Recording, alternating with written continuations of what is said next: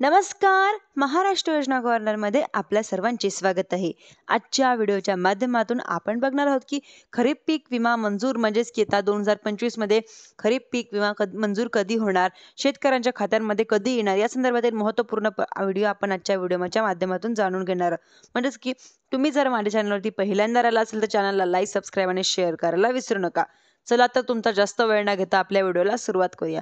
म्हणजेच की आता शेतकऱ्यांना हेक्टरी 17,000 रुपये पीक विमा मुख्यमंत्र्यांच्या माध्यमातून नुकसान भरपाई साठी जाहीर करण्यात आलेल्या पॅकेजमध्ये केलेली एक मोठी घोषणा. यामुळे साहजिकच शेतकऱ्यांना पीक विमा मिळणार ही अशी आशा निर्माण झालेली आहे. म्हणजेच की आता खरीप म्हणजेच की 2025 मध्ये शेतकऱ्यांचं झालेलं नुकसान हे मोठ्या प्रमाणात झालेलं आहे आणि साहजिकच या नुकसान भरपाई दिली जाते. रब्बीचं अनुदान दिलं जातं. पैसेवारी 50 पैशाच्या कमी असलेले म्हणजेच की जिल्ह्यांमध्ये तर 35 पैशापर्यंत पैसेवारी आलेले. म्हणजेच की तर राज्यांमध्ये दुष्काळ सदृश परिस्थिती, तालुके बाधित झालेले, औषध बाधित झालेले तालुके जे आहे ते जाहीर करण्यात आलेले आहे. म्हणजेच की आता राज्यांमध्ये दुष्काळ सदृश परिस्थिती या ठिकाणी निश्चित करण्यात आलेले आहे की शेतकऱ्यांसाठी पीक विमा भरलेला आहे. शेतकऱ्यांना पीक विमा मिळणार का हे सुद्धा तेवढंच निश्चित झालेलं. आता पीक विमा मिळत असताना कमीत कमी 17,000 रुपये सांगण्यात आलेले आहे. म्हणजेच की आता कमीत कमी जर प्रमाण असलं तर 50% पर्यंत जरी मंजूर झाला तरी त्या प्रमाणामध्ये मिळू शकणार आहे. म्हणजेच की याप्रमाणे घोषणा आहे.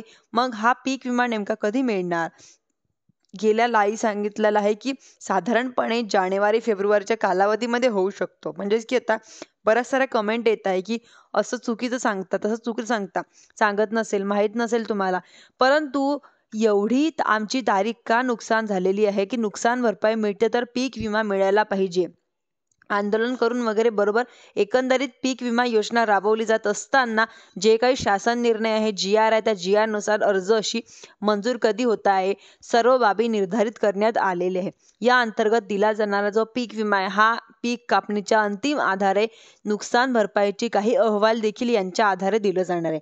म्हणजेच की आता उंबरठा उत्पादन म्हणजेच की गेल्या 7 वर्षांपासून ते 5 जास्त उत्पादन झालेले, 5 वर्ष त्यांचे सरासरी वर्षीच उत्पादन झालेले म्हणजे 50% पीक पाणीच्या आधारे, 50% तंत्रज्ञान आधारे असं लावलेलं म्हणजेच की 50 भरांकन आहे. म्हणजेच की आता सर्व जरी नुकसान भरपाई निश्चित केली तरी जात असली तरी या संदर्भातील सुद्धा यामध्ये बाबी समाविष्ट करण्यात आलेल्या आहेत. म्हणजेच की आता एकंदरीत आपण जर पाहिलं तर कॅलेंडर आहे म्हणजेच की जिल्हा GR मधील कॅलेंडरनुसार आपण जर पाहिलं तर सर्वात शेवटी 11 नंबरची जी काही बाब आहे ती सरासरी आकडेवारी विमा कंपन्यांच्या अंतिम दिनांक यांच्यामध्ये मूग आणि उडीद पिकाची अंतिम आकडेवारी 15 नोव्हेंबर पर्यंत सादर केली जाणार आहे. म्हणजेच की खरीपाची पीक विमा ज्यांच्यामध्ये तूर, कापूस, कांदा व पीक उकडून जे वगैरे आहे ते महिन्यांमध्ये उघडून म्हणजेच पीक विमा 31 जानेवारीपर्यंत हे सादर केली जाणार आहे.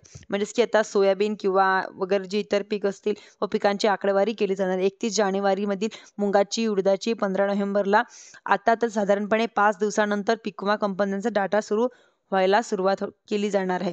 म्हणजेच की आता मुगाचा, उडदाचा जो काही कापूस आहे 28 फेब्रुवारी आणि तूर, कांदा हा 31 मार्च सांगितलेला आहे. म्हणजे की यांच्यामध्ये आता नुकसान भरपाई साधारणपणे नुकसान भरपाई आता अशा कशी करायची, सरासरी उत्पादनाची आकडेवारी अनुदान म्हणजेच की राज्य शासनाला समजा 110% पेक्षा जास्त नुकसान झालेलं असेल तर यांच्यामध्ये पूरक अनुदान इत्यादी बाबी झाल्यानंतर 3 आठवडे म्हणजेच की समजा 15 नोव्हेंबरला मुगाची आणि उडदाची आकडेवारी आली.